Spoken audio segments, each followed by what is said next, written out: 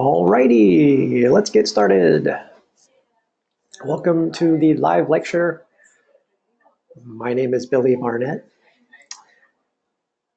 Let's see, I am recording our session. I hope you can see my screen. I hope you can hear my voice. Cassandra, I'm sorry you're disappointed. It's been a great class. I'm glad you have liked it. It is, I guess it's a good thing for all things to come to an end. You learn what you need to learn and then you move on. Cassie, all right, cool. I like that. That's great. There's me. Like I said, I am Billy Barnett. A little bit about me. I have a master's degree. The LMHC stuff is licensed mental health counselor. My background is in photography and counseling. I run a business with my wife. My wife is Lauren. She is a speech pathologist, speech therapist, and my kids are Elizabeth and William. Elizabeth is going to be 9 next month, and William is 5. So you don't need to know my whole life story since we're just going to be together for this session today. But a lot of my teaching stuff that I talk about has to do with how I do storytelling for myself. And it really comes through in the week 4 lecture. I love the week 4 lecture because it uses the golden circle and mindfulness. And so as we talk about our core motivation type stuff from last week and the golden circle this week, my story is very much about helping people tell their stories. And so I tell my students that I struggled with college for quite a while, and that is part of how I became a teacher and a counselor and a photographer. And so my whole thing is that if you are able to get in touch with what your calling in life is and what it's about, then you can go conquer the world. And that's what I believe. I used to stutter quite a bit. Now I'm married to a speech therapist and I talk for a living. I used to fail out of college. Now I teach college and I have 2 degrees. That's kind of my thing in a nutshell. And so I want to just encourage you as you consider what your story is and what your motivation is all about. How does that turn into a thing? So let me go back to this one slide so you can see. We're going to talk about the golden circle, a little bit about stress. We're going to do the ABCDE model and mindfulness. That's right. Show this world who is the boss. Really, it's basically you. And if my story points you in that direction at all, that is my purpose. So you ever notice how our culture is really big into self-help and motivational speaking? I think this class really kind of emphasizes that because it's so much about you and how positive psychology can be used to help you go accomplish stuff with your strengths. And people are really into, finding significance about themselves and then harnessing that significance into a thing. And so the golden circle is kind of that also. So have you guys been through the golden circle before in creative presentation, or some of you may have already done the reading this week? That would be a good thing. For some of you, it may be new, and then I will sound like I know what I'm talking about, and that would be good too. So I think what I would like for you guys to do is get something to write with. You can just open up another document there on your computer, or you can get a piece of paper and a pen. And we're going to go through this little tiny activity real quick just to kind of set this up. So this is what I want you to do. Write down 1, 2, and 3 on whatever it is you're going to write on. And what I want you to do is think about, what is your life currently about? Like for me, currently I am focused on teaching at Full Sail and counseling And so my life is currently focused on teaching and counseling. Those are the things that I'm doing. So you're in school, right? So you can write down for number 3, your life is currently about school. Um, Maybe you're busy at work. You could write down, I'm busy at work, but I'm also doing school. Or, some of you have kids. I'm running around like crazy trying to take care of kids. I know that's part of my story as well. Um, so think about what your life is currently focused on, and that's going to be number 3 on your little list of 1, 2, and 3. But then for number 2, what I want you to write down is, how do you do that stuff? How do you do your number 3? For me, it's like I teach lectures, I grade assignments, I do counseling sessions, I talk with people in person, one-on-one. I help people overcome difficult challenges in life through talking. I help students understand how to better do their assignments by providing feedback that tells them what they're doing right or what they may need to do to improve it a little bit.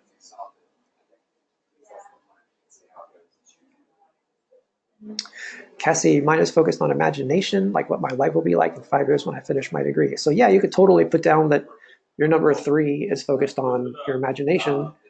And so you could be writing down some of the things for number 2 that you're doing right now to accomplish those 5-year goals.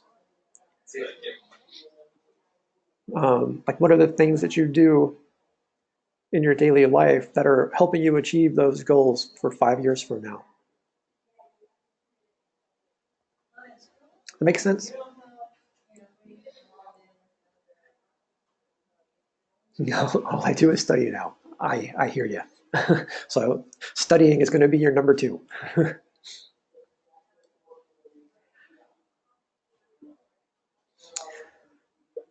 So for number 1, you're going to put,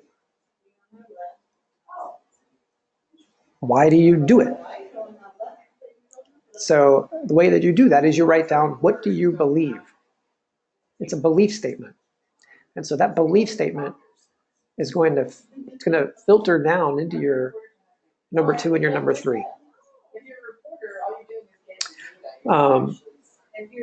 So for me, I believe that people's stories contain the work of healing. And so I believe in helping people tell their stories in order to heal. And that's my number 1.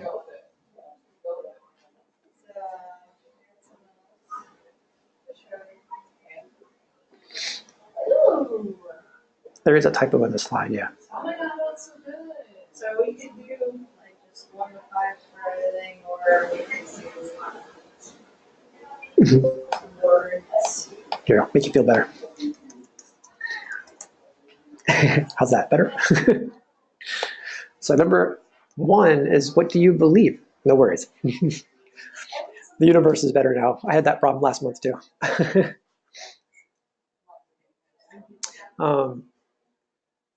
So there's really no wrong way to do this. Any kind of belief statement is going to be right, but you want to tailor it to your current activity or about yourself or about others.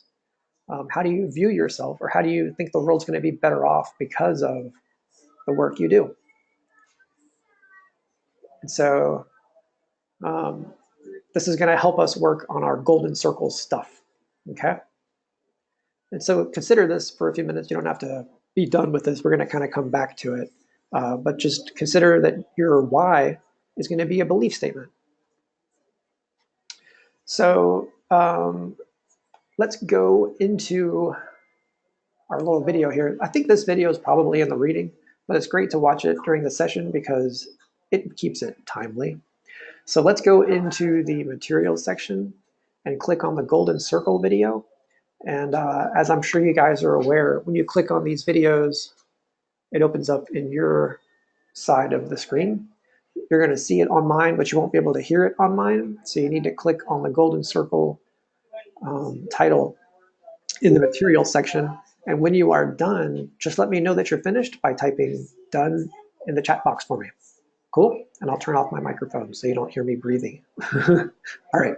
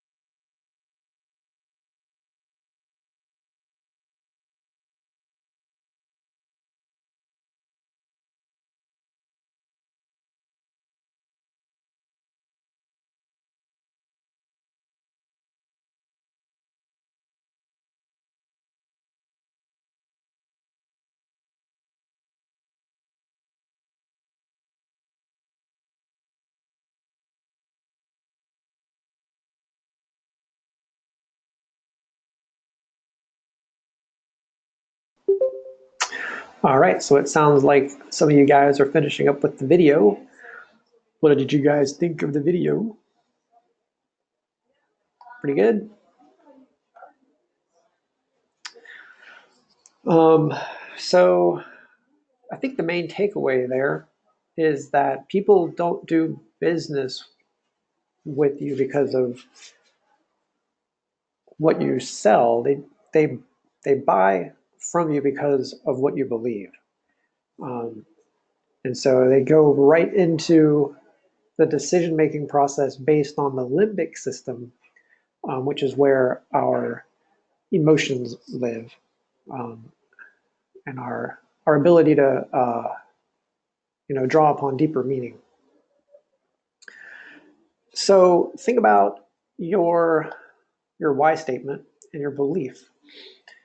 I wanted to show you how I did this on my example, so you can look at yours and see, are you happy with what you came up with? Do you think you got it right for yourself? Do you want to adjust it a little bit? My why statement is I believe everyone has a story of significance to tell. And so my how is I serve people through helping them connect their strengths and value through their personal stories. And so what I do is I teach psychology at Full Sail, I counsel couples and families and children, and I photograph families. And so, my what is not necessarily all the same kind of thing. Teaching is a totally different gig than counseling and photography. But in all three of these things, I'm helping people connect their strengths and values through their stories because I believe that those stories are significant. And so that's how this works.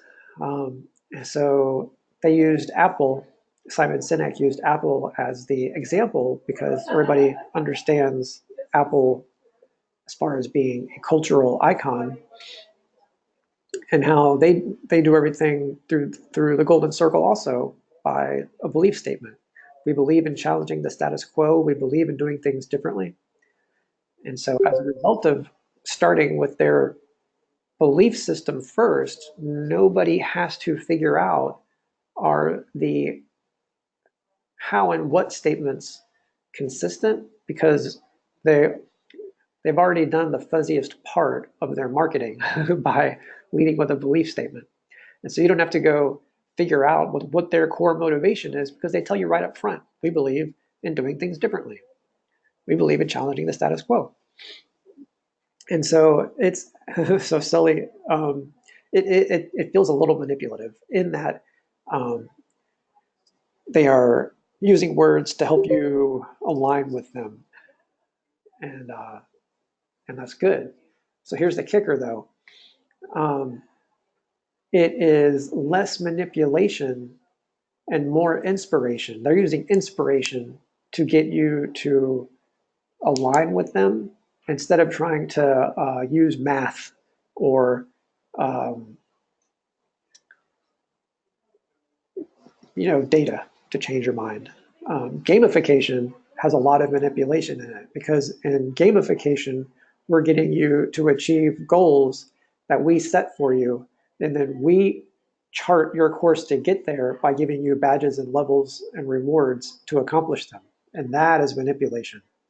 This is using inspiration as a way to try to get people to follow you based on a shared core belief system.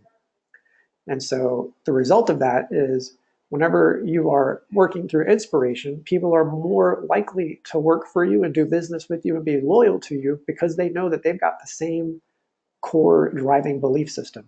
And they do that because of inspiration and because of the connection. Make sense?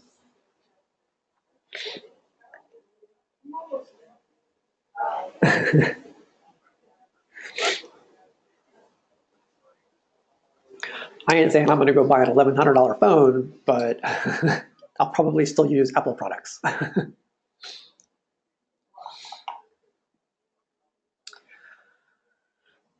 Okay, so let's see. Let's do something a little different. Sure, you will. um, so let's think about this. Give me an example of a bad day, or give me a bad event in a day that would ruin your day. Write that down in the chat box for me. Give me an example of a day that things just didn't go right on. Dentist appointment. That is awesome. That's a great example.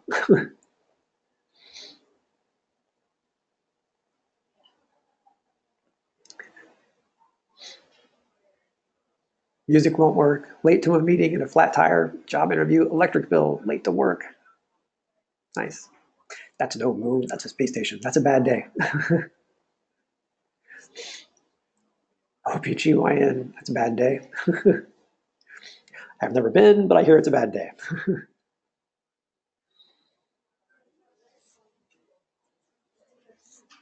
um, dental surgery. Ooh.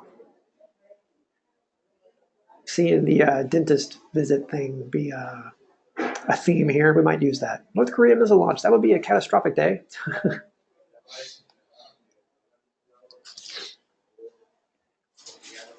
So here's a question. Can you control your emotions? Yes. Yeah. Sometimes. Cool. Well, we're going to look into it a little bit deeper. Nope. A couple of nopes. To an extent, depends on the circumstances. Yes. Yeah. Yes, but not your initial reaction. Oh, cool. I find it easier to hide them. Nothing like a little honesty. It's good.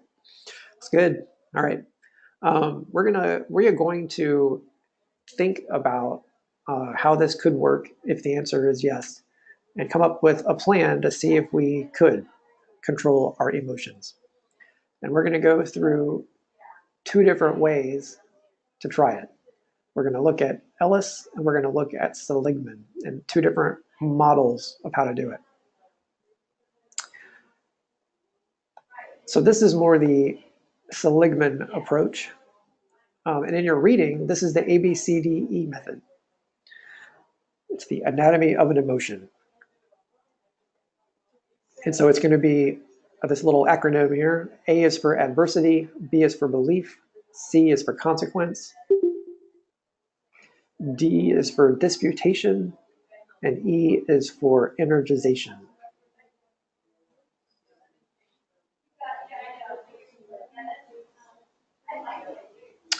So we're going to go through and we're going to identify each one of these.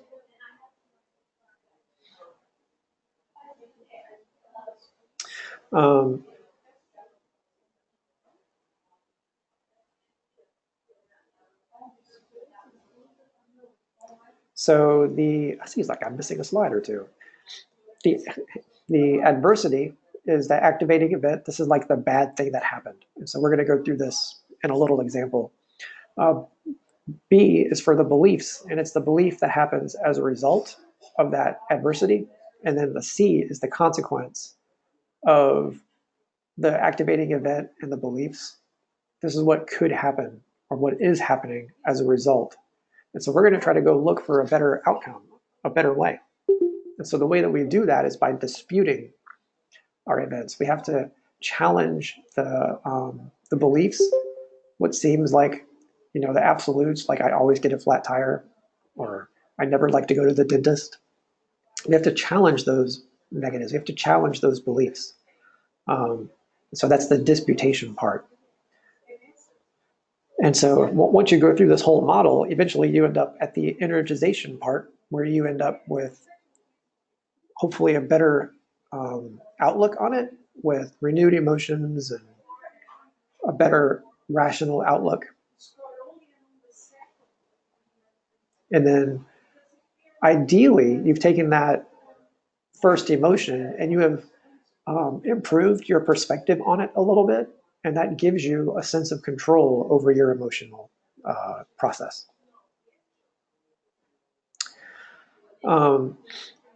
So this is part of the Ellis part.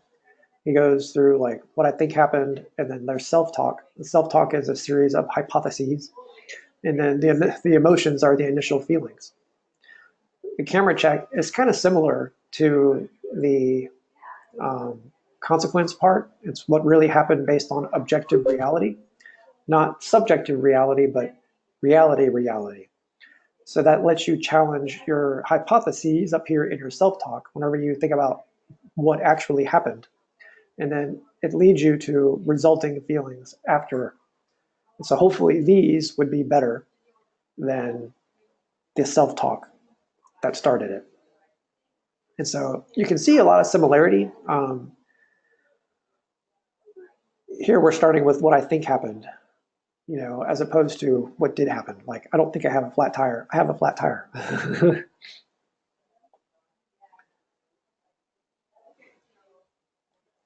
So let's use our ABCDE model. This is the Seligman model. This is the adversity part. It's a negative event that happened. The belief is the automatic thoughts after the event. C is the consequence that happened after you believed your automatic thoughts. Disputation is challenging the belief and looking for changeable alternatives, and then outcome after you changed your approach. So here's what I want to do. Adversity is I have to go to the dentist today. So tell me some ideas. What goes through your mind whenever you have to go to the dentist today? What are some of the things you think? Give me some fun things that you think about going to the dentist today.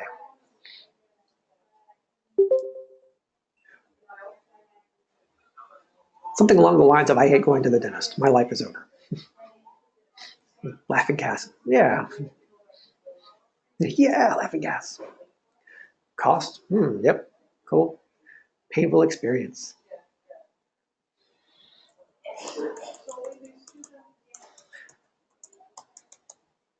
This is going to hurt.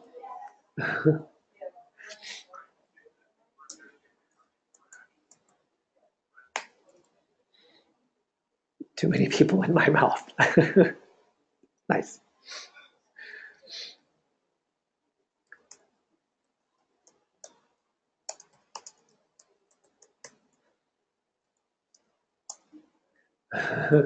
Being told to floss.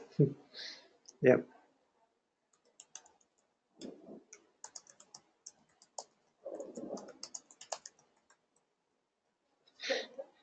They may find out how much I floss. Thanks for all the fish.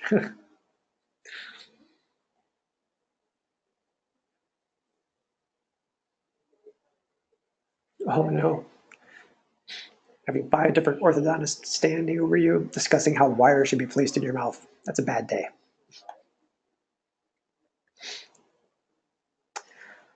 So the belief is this is going to hurt. There's going to be a drill. My wallet is going to hurt. My teeth are going to hurt. They may find out how much I floss. These are all bad things. These are all bad things to be having running around in your mind. So what's the consequence of these beliefs?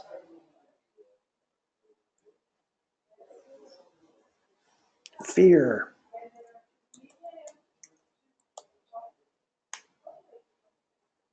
Yep.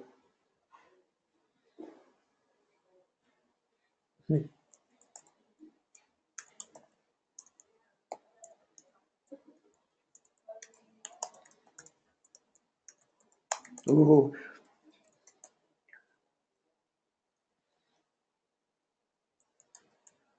Sheila, you and I are a lot alike. I would probably contemplate rescheduling.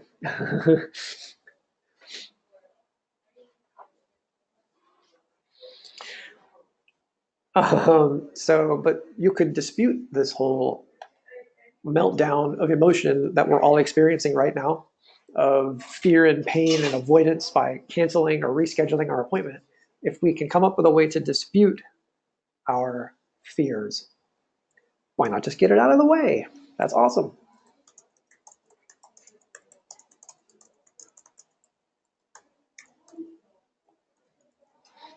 What else? That's a great one.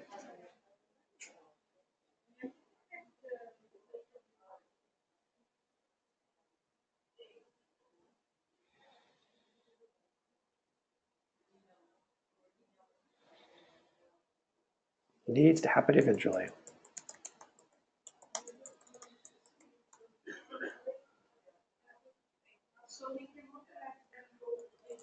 Might not be as bad as I think.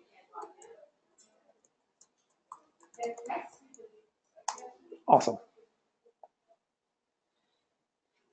And so ideally, I would get to a point where by disputing it, I would have a better outcome. So after all of this is over with, how am I feeling afterwards? Yeah.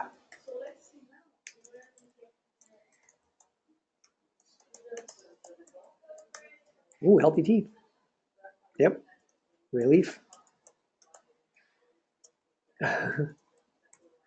Or happy with cavities or happy with fillings.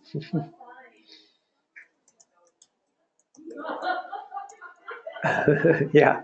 Pass over the leave.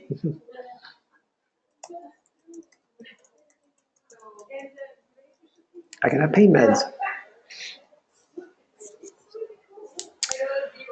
So if you take a look, just an aerial view of this, you start off with, I have to go to the dentist, which turns into traumatizing emotional repercussions in my belief level. It's going to hurt. I'm going to get drilled on. My wallet's going to be lighter. My teeth are going to be in bad shape. They may find out how much I don't floss, how much I floss. um, but I'm getting all the way through to a happier place here. I'm confronting my fear. I'm trying to reframe it by disputing it, and I end up with a happier outcome. Happy with fillings. I can have pain meds. I'll have healthy teeth, and that's way better than how stuck I would have been between adversity and belief. Because I spend a lot of time going back and forth between adversity and belief. So this is Seligman's version, and this version is also very similar to the main way that psychology is done as far as helping people. In that we use a model very similar to this. It's called cognitive behavioral therapy, and this is basically the same idea. It's helping people examine their thoughts and beliefs, and coming up with a progressive um, plan for getting through it. And it's one step leads to the next, and we're planning our way out of being stuck. And so there you go. That's the ABCDE model.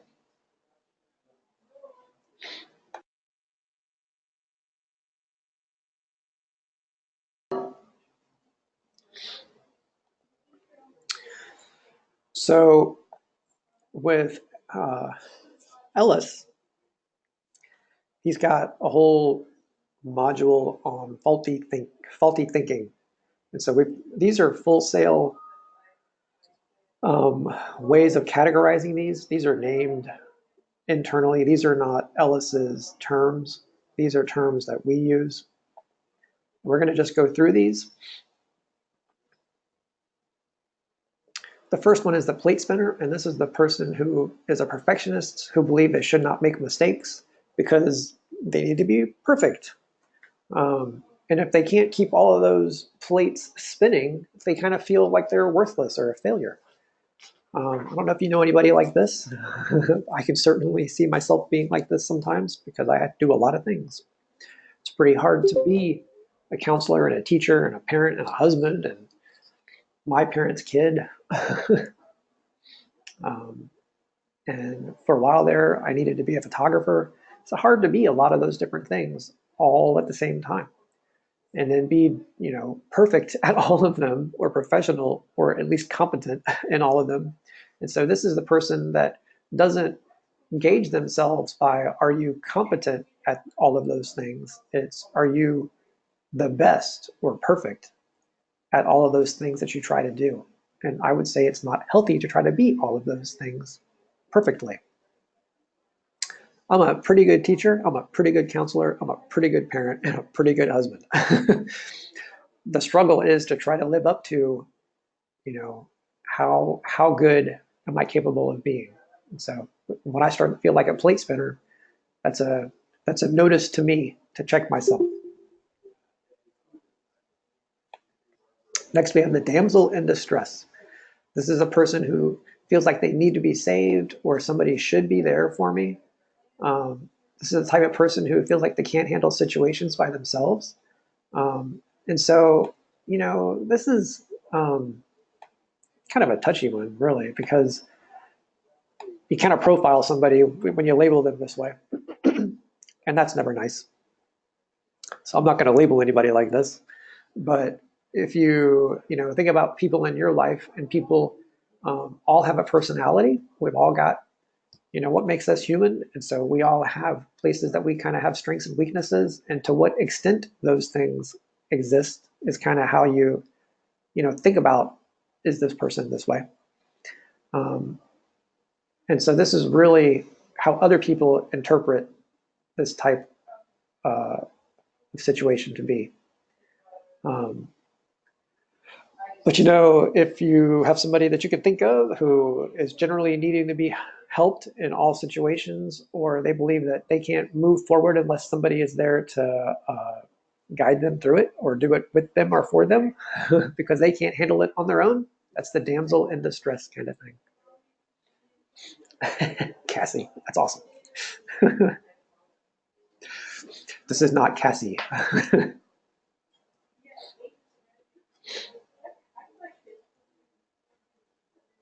All right, so next, Wizard of Oz. This is the person who believes the world exists for their benefit and the world should do as I want. And if it doesn't, then I'm going to get angry and the world should suffer. So this is a person who's a little bit more self-centered on like expectations of how things should be based on awesomeness. Mm-hmm. The world is there for me. If the world does not do what I need, it is the world's fault and the world should fix it. Sully, you are on the money. This is narcissism. This is the person that would change what you told them if it does not match with what they wanted the outcome to be.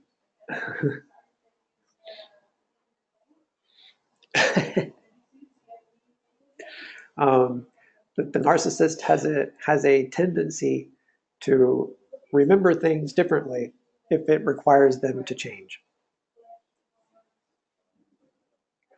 This person is very self-centered and views themselves as awesome, and that the grand scheme of the world is for them to be successful and for the world to fall into alignment based off of what they believe. And so if cause and effect require a different thing, they will say that they were in charge of the world being different. That was because of me that it rained yesterday because I knew you needed rain. You're welcome. That's the narcissist. The world exists for them. Next is the albatross. This is the person that believes things will never work out. It should have gone right the first time, never trying again when confronted with failure. So this is a type of perfectionism that is not so much based on being involved in too many things, but like when things don't work out, it should have gone right the first time. Like I'm measuring my abilities based off of did I get it right the first time? And I'll say, this is probably closer to me and how my family does stuff. Like maybe because we're, you know, competent, I guess, but we don't like screwing up. We think we should be able to just do something once and it's perfect. But having to, get better at stuff and keep trying is something that Albatross struggles with because it should have been right the first time.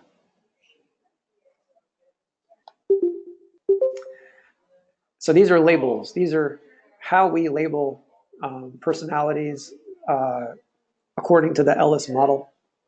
Um, but here's one of the things that really is important. It is so not okay to label people because nothing is 100%.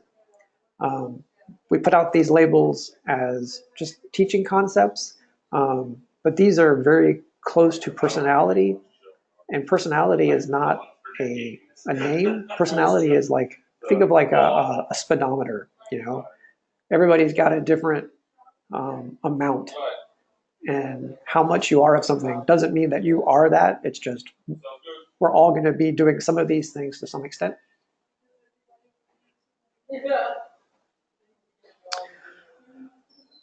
So with these concepts, they kind of triage out into several different groups, two realms of how things should be according to beliefs.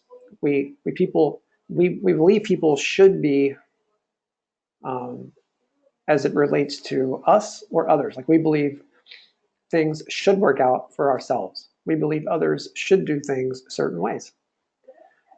Um, so for ourselves, we look at it in the past and the future. We believe that things in the future should be stress-free, you know?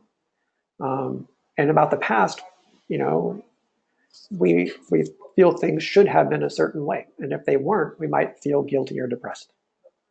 Um, and then there's the others realm, and that's past and future also. And there's all sorts of feelings you can have based on the past and the future. But it's typically beliefs that I think things should be a certain way. And when they don't happen the way that I like them to be, I'm going to make it because of something. And it's because, I need to be helped along the way, or things should have been perfect the first time, or I should be able to do all of these things perfectly all the time, or the world should exist for me. So those are the ways that those things play out.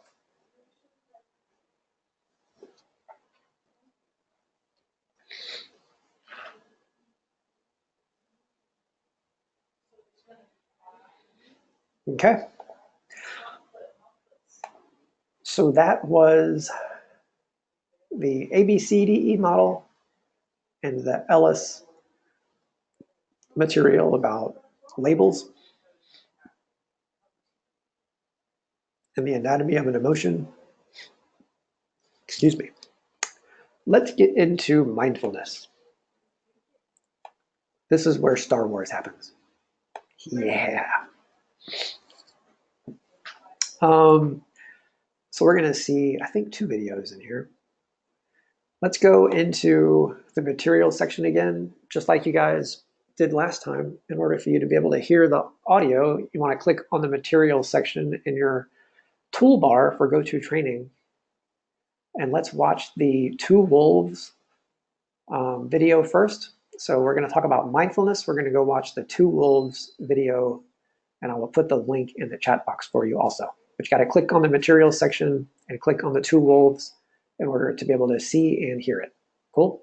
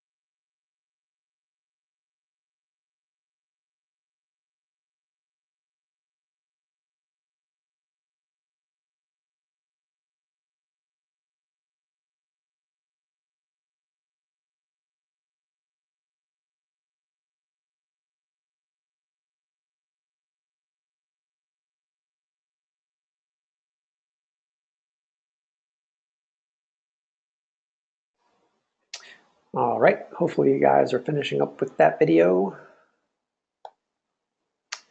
So let's talk about mindfulness. It is training your attention using ordinary senses and perceptions. And so in that video, what we're taking away from that is as we are paying attention to our ordinary senses and perceptions, we kind of notice that there are some themes in our thoughts. And so the two wolves are, those themes can tend to be dualistic. You know, there's an angry wolf and a happy wolf, a kind wolf. And the one that we, you know, follow is the one that we feed. And so the more you feed the angry wolf, the more that angry wolf starts to have free reign and thinks he kind of runs the place. But if you feed the kind wolf gets bigger, and the kind wolf runs around and feels like he runs the place. And when the kind wolf is running the place, things tend to be a whole lot more kind. um, and so when you acknowledge the fact that both are real and both are there and both are part of a normal experience of the mind, you are able to acknowledge the angry wolf and allow it to exist because you have to embrace the fact that it's real and that it has a seat at the table, but the one you feed is the one that's going to grow. And so it's a cute little metaphor for how our thinking is pretty dualistic internally, not just about good and evil, but about who are we, you know? Sully, yes, nobody is inherently good or evil. It's what you learn and how you let your past affect you very much. And so it's how you let your past affect you is that food. And so by feeding the good one, that's how you are doing that process, in my interpretation of it. So mindfulness is also being in the moment. It can involve self-reflection statements, appreciating now, being aware of surroundings, feelings, and mood. A whole lot of what I do with my kid clients is teaching them like how to stay fully in the moment because I have a lot of kids who kind of run around in their mind, and it's hard to keep them not just sitting still, but when they're sitting still, keeping them like paying attention to what it is they are talking about, or what it is I am talking about, or what it is their parents are talking about. And so being in the moment is a really big concept. It's a really big deal. And so kind of like what Sully was talking about, nobody's good or evil. It's what you've learned, how you let your past affect you. Normal for what I do in therapy is a lot of kids who are very much affected by their past, and they have a hard time staying right here, right now, because they are off in their mind running around as a way to cope with just being. It's a coping skill that they have adapted by trying to make it through so many tough moments. They kind of just check out all the time. And so training yourself to be in the moment is a skill. And so, um, you know, regardless of everybody's different unique outlooks on good and evil or good and bad, we all have a pattern of wanting to be better at whatever it is we're doing. We've all got stuff in our past, I'm sure, um, that we interpret historically through a theme. And how you process that theme very much determines where are you when stress arises. And so being able to be in the here and now is a skill that requires uh, intention. And so mindfulness is paying attention to what is it like to feel, what is it like to taste, what is it like to hear. Can you do those things, in the here and now? When someone's having a conversation with you, are you able to hang with them um, whenever you're, uh, listening to music? Do you zone out, or do you stay right here. Typically, I zone out because that's what the music is meant for. Music is a flow activity, but there are some things that require mindfulness. When you're learning to drive, you need to be mindful. When you're awesome at driving, you can do flow because you don't have to pay attention to where is the double line and where is the ditch and where are the cars coming at me. So mindfulness is kind of like the opposite of flow. It's being here and now instead of being wherever my activity takes me. And so it's being centered.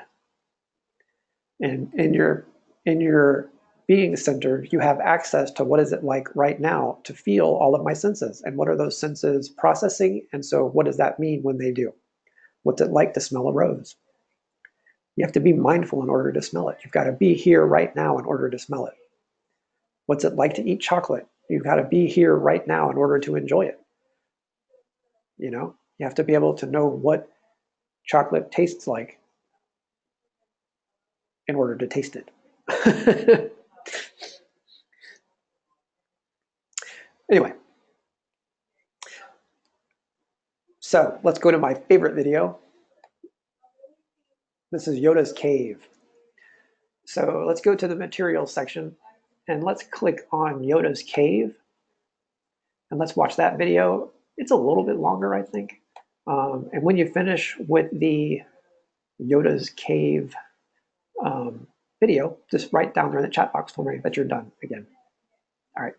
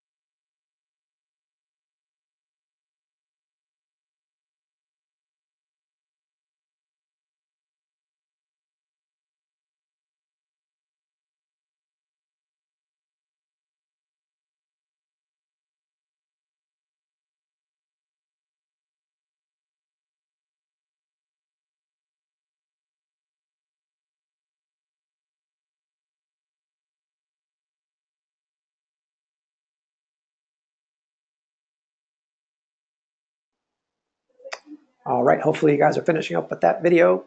So what's in the cave? What is in the cave? He does not listen. No, he does not.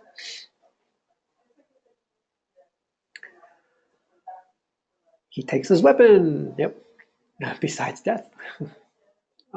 So Yoda answers this question for us because Luke asks also. Luke asks, what's in the cave? And Yoda tells him a thing. He tells him only what you take with you.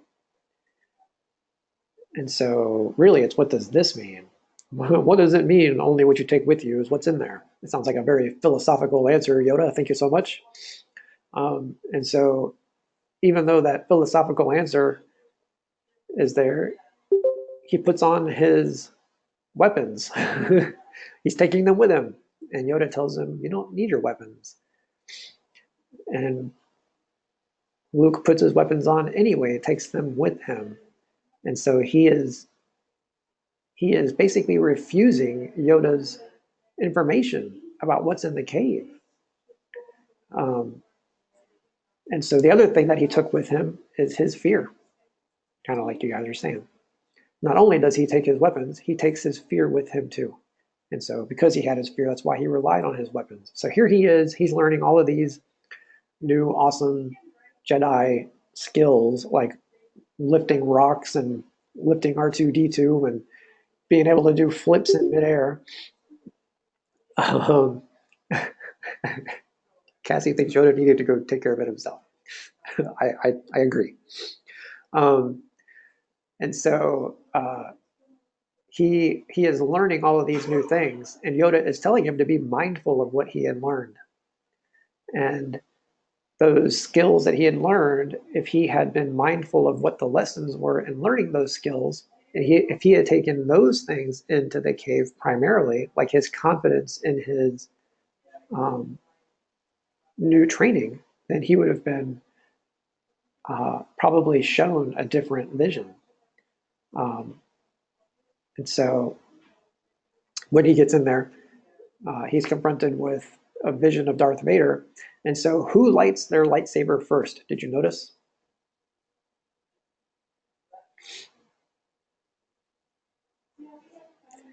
Luke does, yep. And so Luke used his lightsaber first, and the vision of Darth Vader um, fought with him. And so Luke strikes down Darth Vader, and uh, he finds that Darth Vader is who under that vision mask.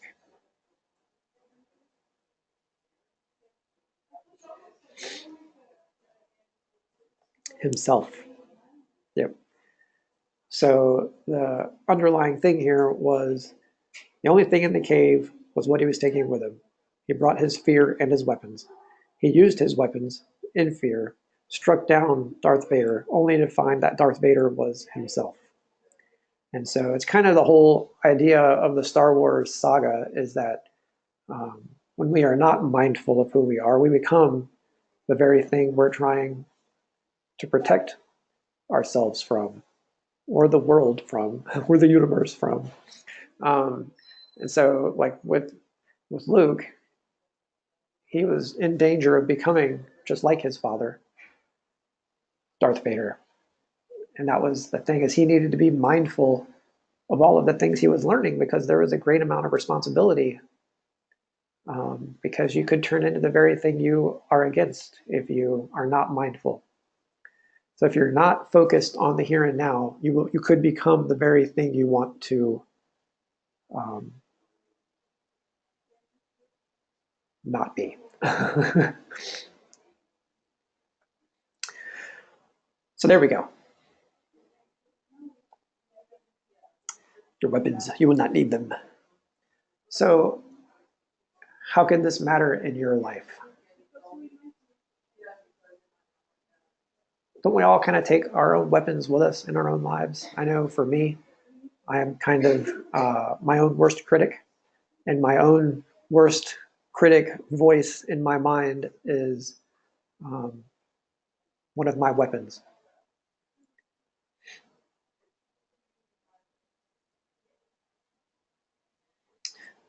think about your own life. Are there any things that you know are kind of a thing that is like a silent weapon, or a thing in your life that you know you rely on um, whenever things don't go your way? You know, I know for me it was I I have this tendency to use failure as a thing that I have to experience before I'll learn a really hard lesson. Esteban, excessive use of sarcasm. Yeah, that's a great example. Jason, I rely on my friends. They are my secret weapon. It's a pretty good secret weapon.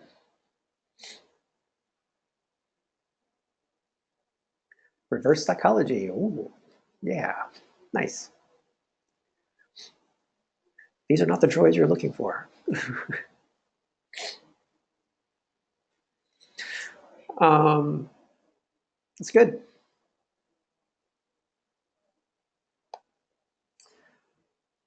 So what's the main lesson here? No worry, Mitchell. If you have to go, it is totally okay. We're going to be done pretty soon. What do you think the main lesson is here on mindfulness? So whenever we say mindfulness, it's using, all of your senses in order to help train yourself to be present.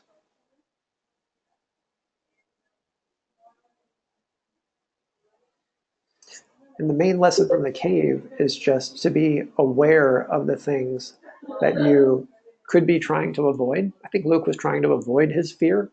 Um, and he was also, uh, somewhat prideful. He brought his weapons with him because he was a fighter. Be a decent human. Yes, that's good. I think the main lesson here is to know what it is about yourself you could be hiding from yourself. And you've got to be fully present and aware in order to know that that's a thing for all of us. We all have a thing that is kind of a fear, or something that we would rather avoid. Face your fears. There you go, Clint. Thank you very much. That's good.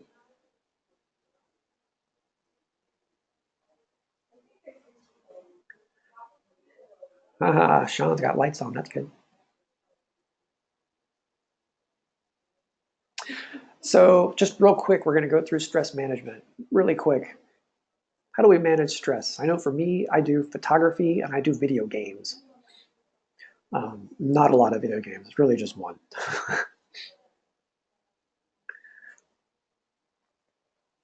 Video games, meditation, ooh, video games and Photoshop. Oh man, Photoshop used to stress me out.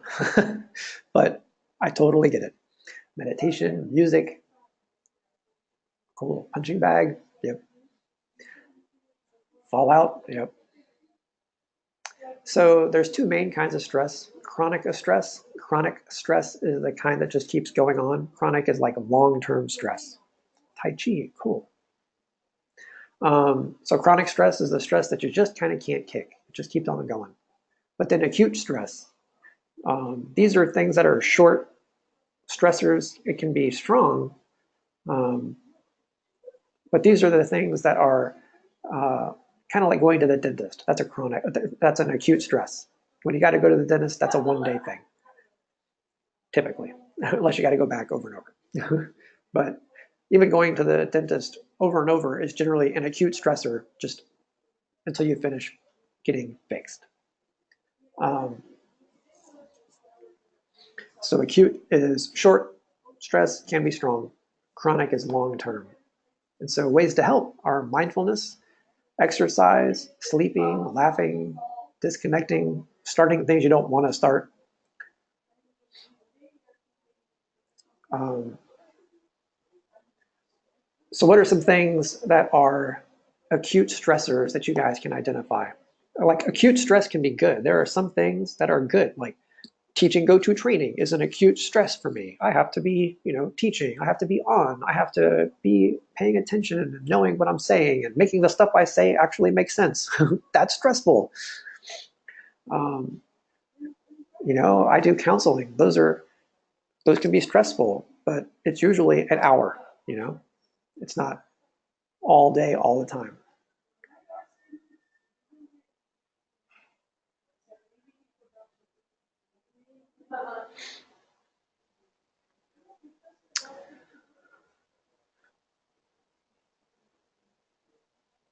What are some little stressors for you guys?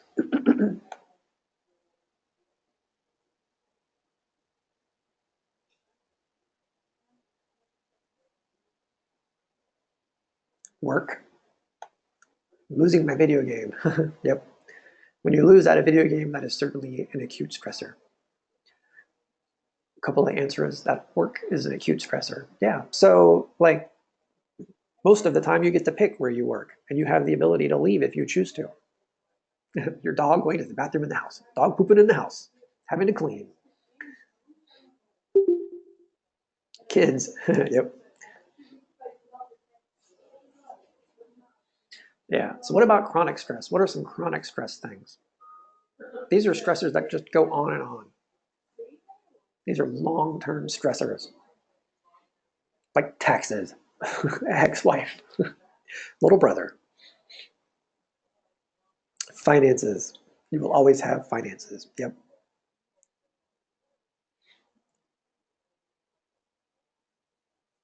Really, chronic stress is anything that you choose to allow to keep going that um, you have decided to not yet pull away from. Existentialism, yes. Existence.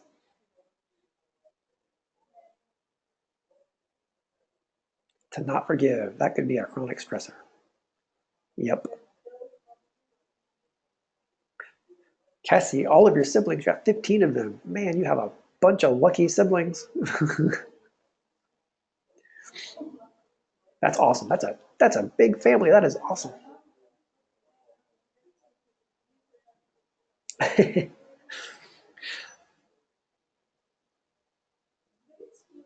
All right. So, connecting concepts.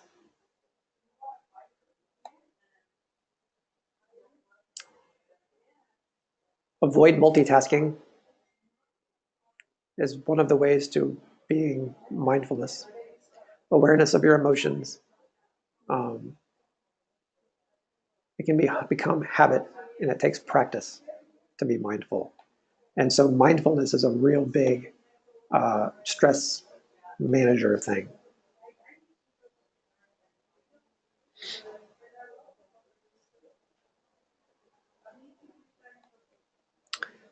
All right. Do you guys have any questions?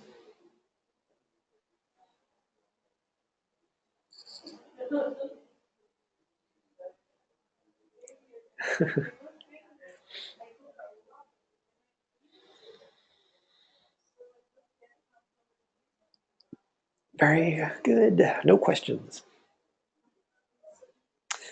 All right. Well, so this is the final live lecture go-to training. Just take your emotions, stuff them in a locker. Yep. Bottom line. Just avoid everything. Everything will go away. It'll be fine. That's right. If you didn't get anything from the whole lecture, just avoid everything. Billy said so. All right, cool. I'm going to hang out for a little bit in case you guys have any questions about. Wait, there was a lecture. If you have any, if you have any questions about the homework that you guys are working on, or any kind of things you might need sorted out here during the last week, I will hang out for a couple minutes. Feel free to ask any questions. If not, you are free to go. Thank you guys for attending with me, and thank you for being a good sport while I have rambled. Thank you very much. You're good to go. See ya.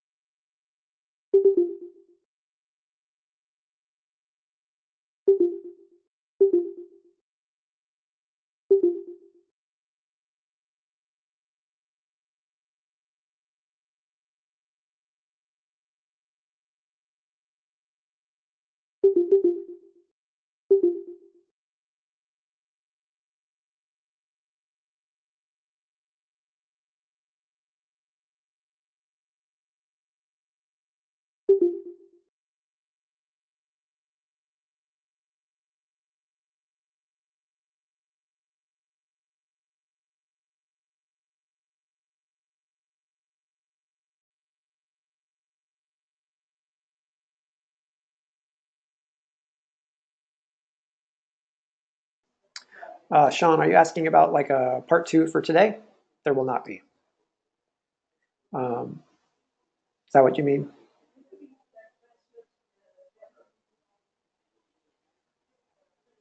Nope, just this one lecture. I went a little longer than like an hour. I got basically two like 45-minute lectures in like an hour, 15 minutes. Um, but like,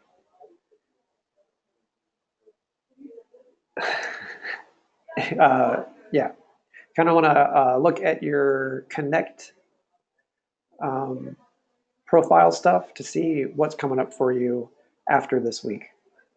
They should get your schedule up pretty soon.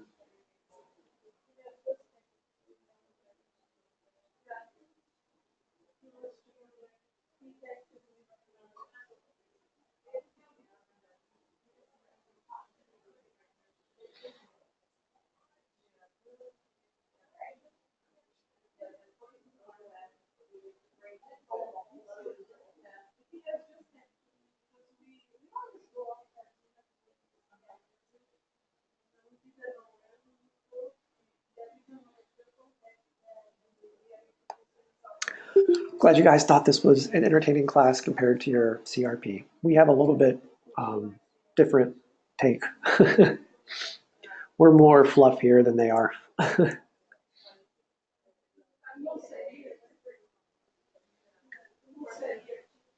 All right, guys. See y'all later. Thanks for coming.